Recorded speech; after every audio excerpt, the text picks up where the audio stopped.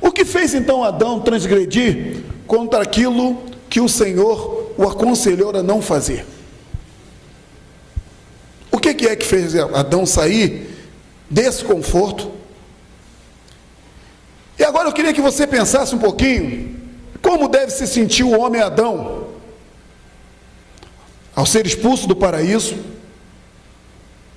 A porta se fecha nas suas costas, como diz a Bíblia.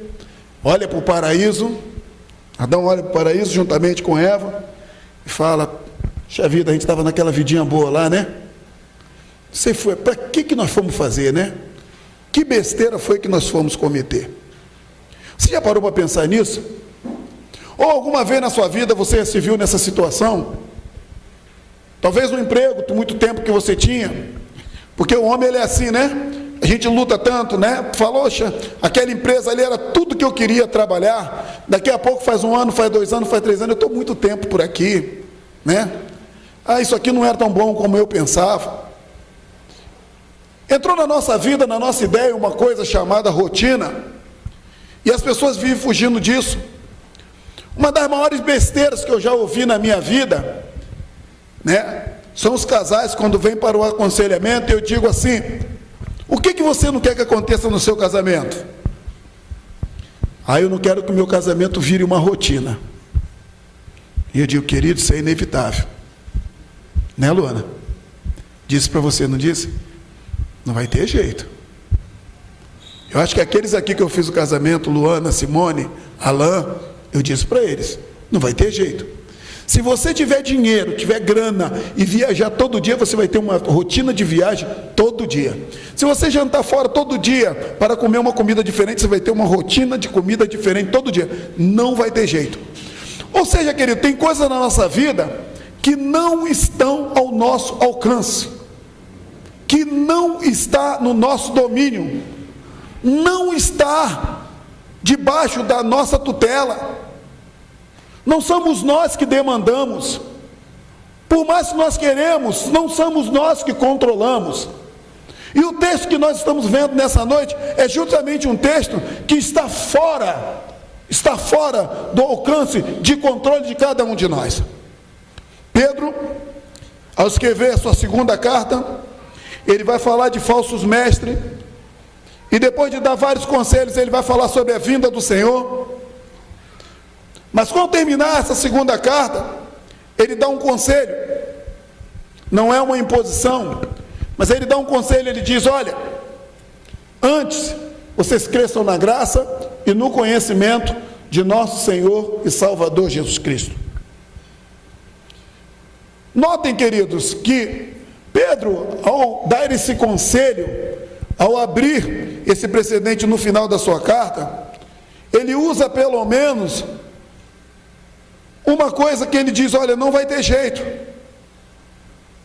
Por que Pedro está falando justamente sobre o crescimento? Pedro está falando sobre o crescimento porque o crescimento é uma coisa inevitável. Você quer ver algumas mentiras que a gente costuma ouvir por aí? Eu vou dizer para você. Alguém vira para alguém e diz assim: mas fulano não cresce nunca. Isso é uma tremenda de uma mentira. Todo mundo cresce. Ele pode não ter estudo, ele cresce. Ele pode não ser rico, ele cresce. Ele pode ser rico, ele cresce. Ele pode não ter conhecimento do mundo, mas ele cresce. Todo mundo cresce. Essa é uma das grandes mentiras, porque o crescimento, ele não está nas nossas mãos e ele é inevitável de acontecer.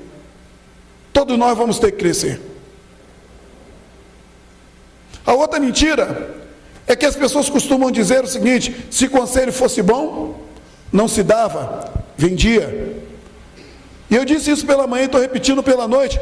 Toda vez que você escuta isso, você está descaracterizando toda a Bíblia, porque a Bíblia não é um livro do faz de conta, faz isso, faz aquilo. A Bíblia é um livro de conselho. Conselhos com resultado.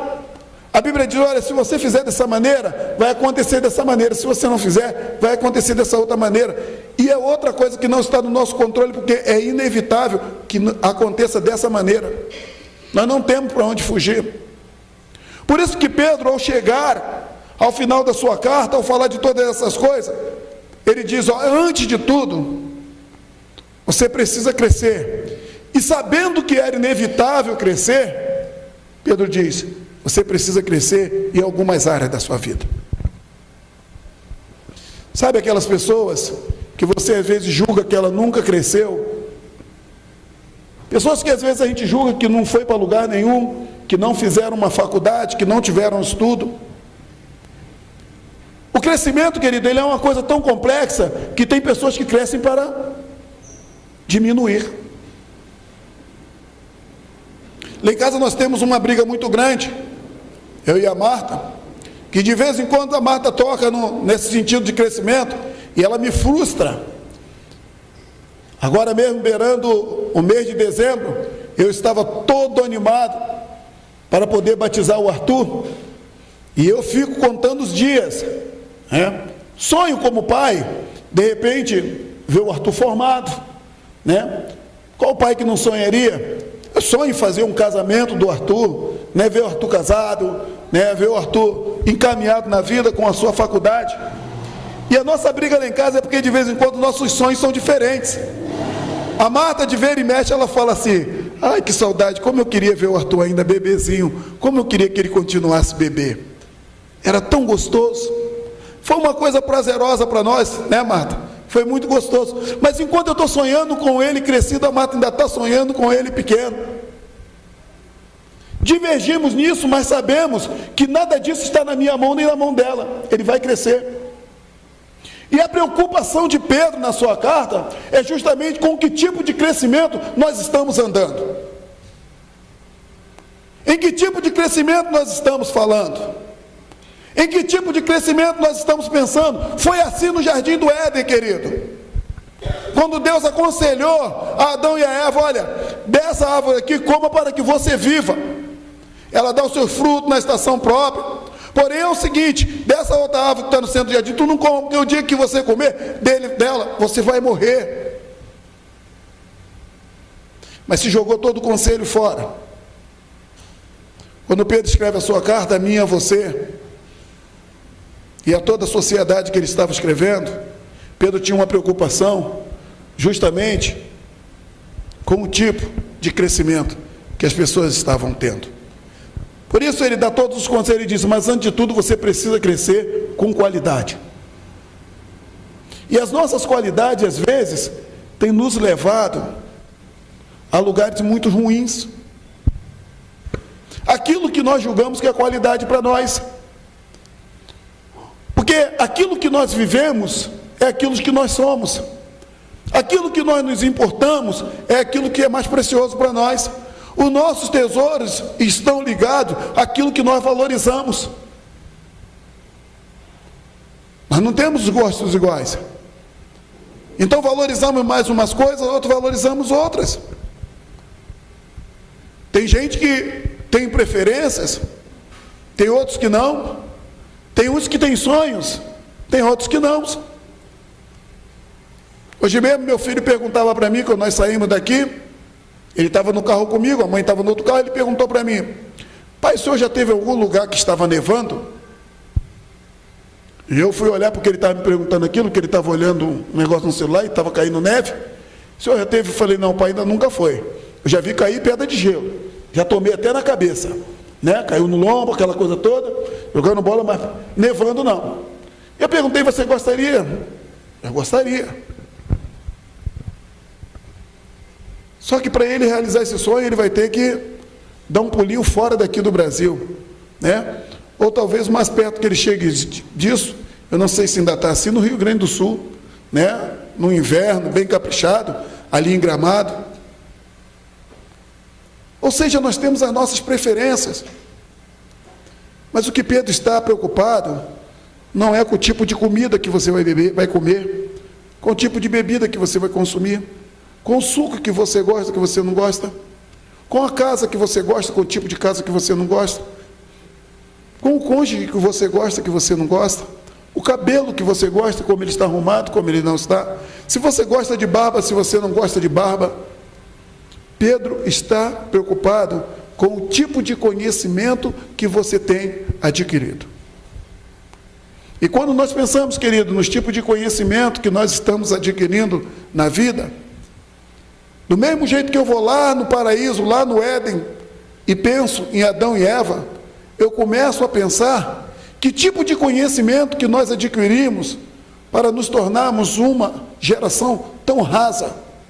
Que tipo de conhecimento nós adquirimos para nos tornarmos uma geração tão perversa? Que tipo de conhecimento nós adquirimos para nos tornarmos uma geração tão incrédula? Que tipo de conhecimento nós adquirimos para nos tornarmos uma geração que quer tanto de Deus, mas que ao mesmo tempo não faz nada para andar perto dele? E quando eu comecei a pensar nisso, eu comecei a relacionar que falta-nos graça. Pedro, ele diz, antes de você crescer para qualquer lado, antes de você desenvolver a vida, porque ontem Vitor era uma criança, passou pela adolescência e agora ele está pensando em se casar. Daqui a pouco será um pai de família, né? E que tipo de conhecimento absorveu? Isso deve ser uma preocupação nossa, isso deve ser uma preocupação dele, isso deve ser uma preocupação sua.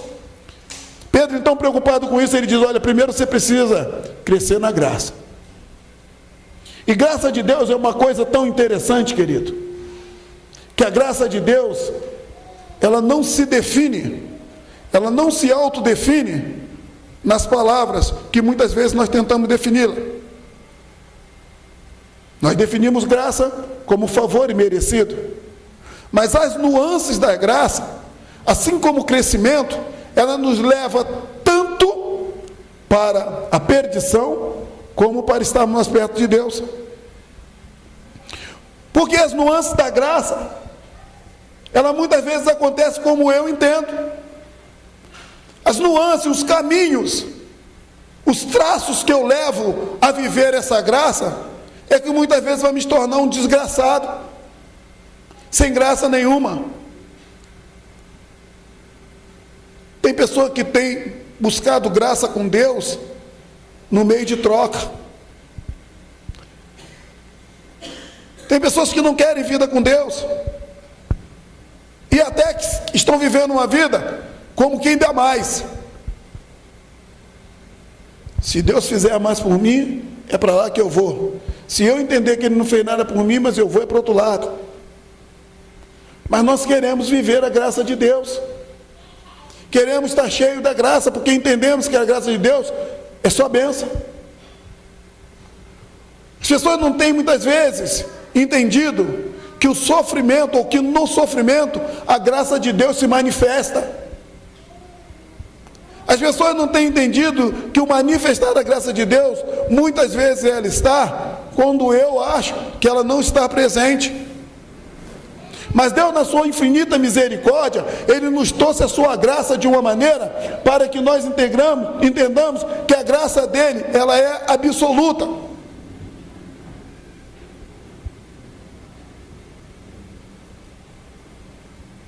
Alguém disse que viver em graça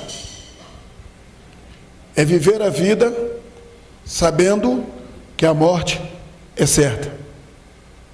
Provar da graça é morrer na vida sabendo que ela é eterna.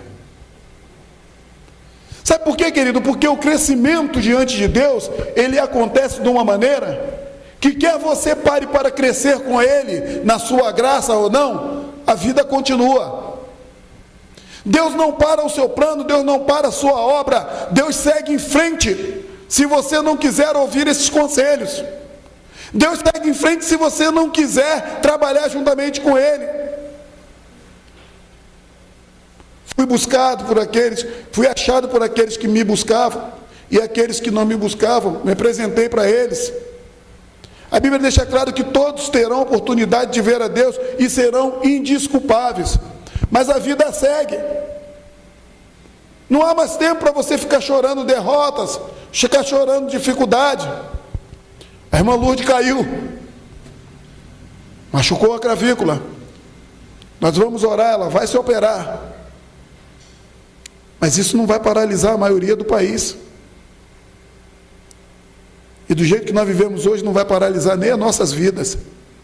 Nós vamos acordar na quinta-feira, viu, irmão Lourdes? Orando pela irmã. Mas cada um de vocês vão precisar sair para trabalhar. Ou não, vai ficar parado dentro de casa? O plano de Deus, querido, para a humanidade, ele segue querendo você ou não provar da sua graça e viver a sua graça. Então viver a graça de Deus precisa ser urgente de uma maneira inteligente. Crescer com Deus precisa ser na graça de Deus. Pedro então, ele vai para um terceiro ponto que ele diz: na graça e no conhecimento do nosso Senhor e Salvador Jesus Cristo. Conhecimento é outra coisa fantástica. E é bom quando a gente fala em conhecimento, porque a gente se remete, pelo menos aqueles que tiveram essa oportunidade, a papai e mamãe. Tem coisa na vida da gente que a gente não esquece nunca. Tem coisa da vida da gente que a gente não quer mudar nunca, porque a gente aprendeu com pai e mãe. E se nossos pais forem bons, aquilo que nós aprendemos com eles, nós não queremos mudar nunca. Se eles forem ruins, nós não queremos repetir o que eles fizeram, que eles nos ensinaram de maneira nenhuma. Logo, o conhecimento também, ele tem um grau de variação na nossa vida, que nós precisamos escolher, mais uma vez. Eu acho interessante, quando a gente fala de correção de filho, que alguém sempre diz assim: bater não adianta de nada, bater não corrige ninguém, bater só torna alguém revoltado. Depende muito de como você encara as coisas. Aí você chega em algum lugar e fala assim: eu apanhei de manhã, de tarde, de noite e sou um bom filho. Tem outro que nunca apanhou e nem por isso quis ser bom filho. Tem uns que apanharam e não quiseram ser bom filho, mesmo apanhando. Tem outros que não apanharam, mas que são bom filho. Ou seja, nós temos uma outra variação, querido, mais uma vez, uma variação, que tudo isso está ligado justamente de como você olha a vida e como você trabalha com Deus. Por isso é que Pedro faz questão de trazer a todos a ideia de que, antes de tudo, você precisa crescer, mas crescer no conhecimento de Jesus Cristo. Porque o conhecimento de Cristo é uma coisa saudável. A gente costuma crescer com um monte de coisa. A gente cresce com o que o outro faz para nós, né? Mas juntamente também, agora eu cresci. Fulano me magoou, mas eu aprendi. Eu cresci. Muitas vezes você não cresceu, querido, você diminuiu. Sabe por quê? Porque dentro do coração seu aí brotou foi raiva, brotou foi ódio. Você diz que você cresceu, mas você não cresceu. Você diminuiu. Você andou para trás. Muitas vezes a gente só quer aprender passando pelo sofrimento. E quando eu olho para a graça de Deus, quando eu olho para o mandamento de Deus, eu consigo entender que o mandamento dele é bom, é justo e ele é agradável. Deus, ao nos tratar, ele olha para nós de uma maneira diferente. Antes crescer na graça e no conhecimento de nosso Senhor e Salvador Jesus Cristo. Pedro, ele indica o local e a quem nós devemos buscar para que cresçamos. E Pedro não abre nenhum outro precedente, nenhuma outra via de crescimento para que nós possamos realmente crescer.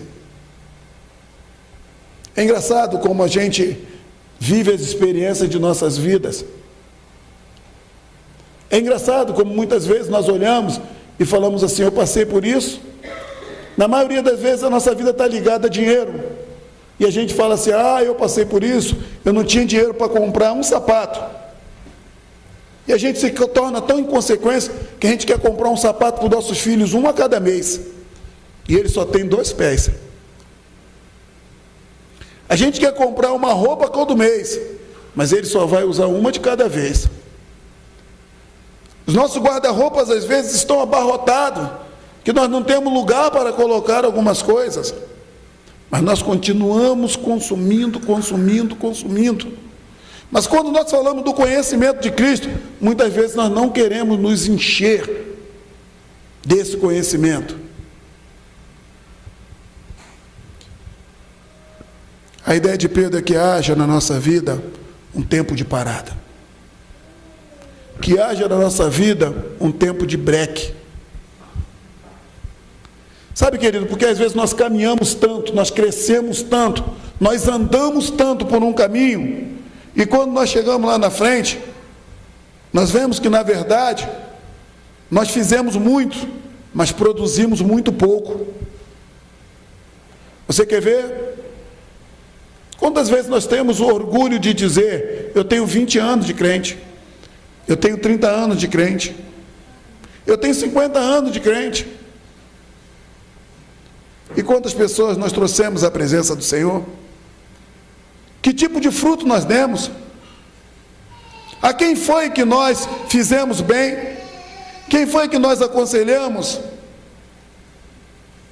Quem foi que nós demos a oportunidade de vivermos algo diferente através de nós com o Senhor?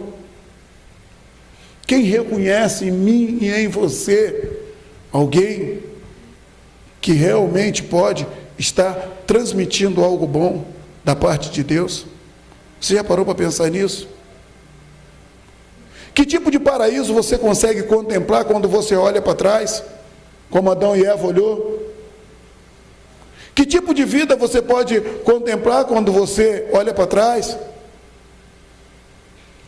Mas Paulo, por exemplo, quando ele escreve as suas cartas, ele nos indica a olharmos para frente, a pensarmos em um alvo soberano.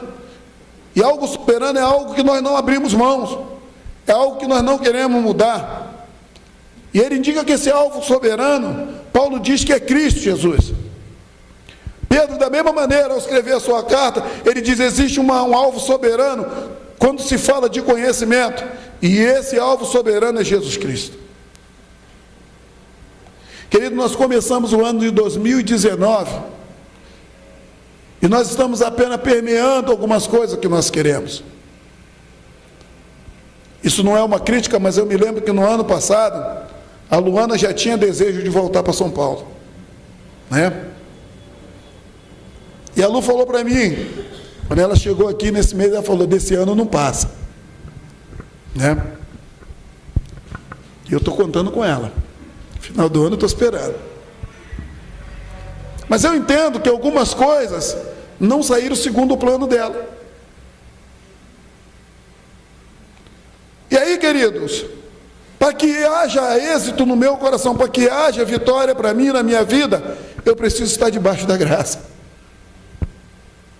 Eu preciso começar a entender o favor de Deus.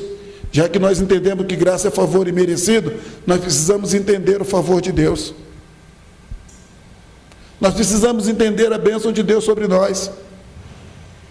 E aí, quando eu vou para algumas passagens bíblicas, a Bíblia diz que esse favor imerecido, que essa graça, ela é aumentada, ela pode ser aumentada a todo dia, ela pode ser aumentada a todo instante, mas que para isso existe uma condição, a condição de eu conhecer. Por isso que Isaías diz, conheçamos e prossigamos em conhecer. Porque cada vez que eu conheço, eu consigo então aumentar essa projeção da graça de Deus sobre a minha vida. Porque conhecimento, querido, ele fica para nós. E quando eu conheço o favor de Deus, quando eu conheço os conselhos bíblicos, e eu quero então para mim, para ficar comigo, eu absorvo. E quando eu absorvo, eu obedeço. E obedecer gera bênção.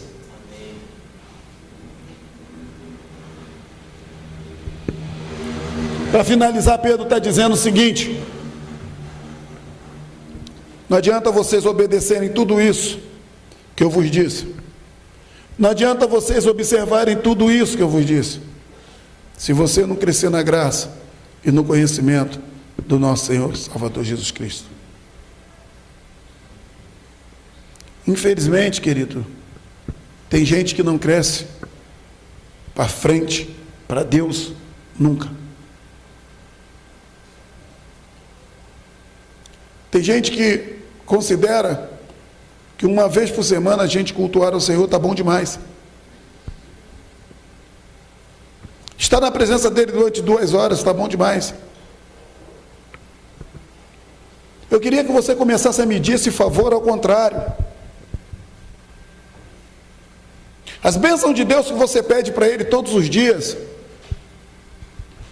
que houvesse a mesma fração de vida com Deus, daquilo que você quer com Ele e daquilo que Ele quer com você.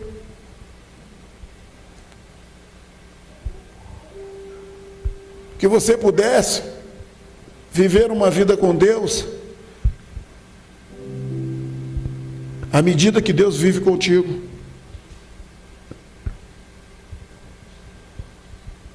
Que você tivesse um pouquinho de realidade e dissesse para o Senhor: Senhor, só me dê a tua graça todos os dias que eu der um passo para a sua presença, para obedecer a sua vontade, para fazer o seu querer.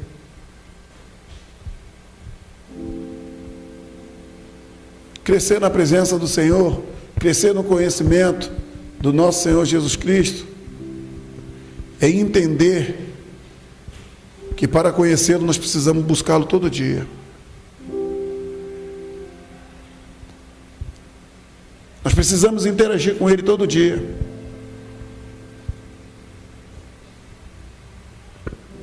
Nós precisamos ouvir a sua voz todo dia.